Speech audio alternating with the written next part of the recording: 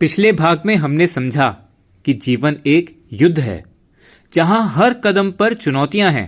अब आगे आने वाले श्लोक इन समस्याओं के समाधान को समझने में हमारी सहायता करेंगे। आज के श्लोक में हमें समाधान का पहला सूत्र मिलता है और यहीं से हमारी आत्म परिवर्तन की यात्रा आरंभ होती है। श्री भगवान कहते हैं, कर्मण्येवाधिकारस्ते मां फलेषु कदाचन मां कर्म फल हेतुर्भुर माते संगोस्त्व कर्मणि। अब इसे पूज्य श्री ज्ञानानंद जी महाराज के भावानुसार हिंदी पद में सुनिए।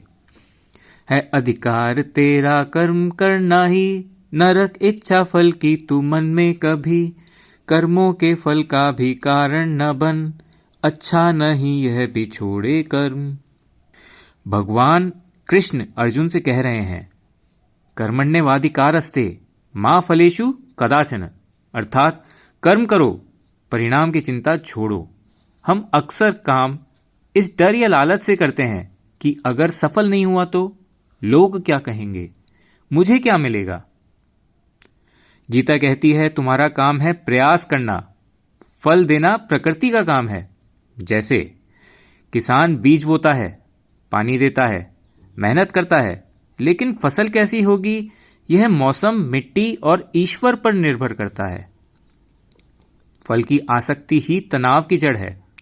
जब हम केवल रिजल्ट के लिए काम करते हैं, मन बेचैन रहता है, डर बना रहता है, असफलता तोड़ देती है और सफलता घमंड देती है।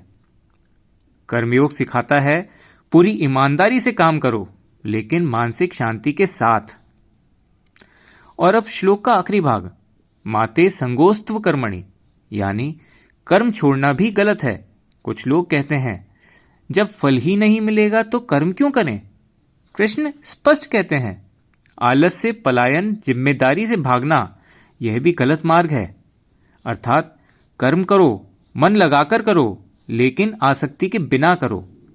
आज की जिंदगी में हम इस सूत्र को ऐसे समझ सकते हैं, स्टूडेंट पढ़ाई करे लेकिन टॉप करने की चिंता छोड़कर, यूट्यूबर वीडियो बनाए लेकिन व्यूज की चिंता छोड़कर, बिजनेसमैन ईमानदारी से काम करे लेकिन मुनाफे की चिंता में गलत रास्ता न अपनाए, पेरेंट्स बच्चों की परवरिश करें लेकिन एक्सपेक्टेशंस के बोझ के बिना।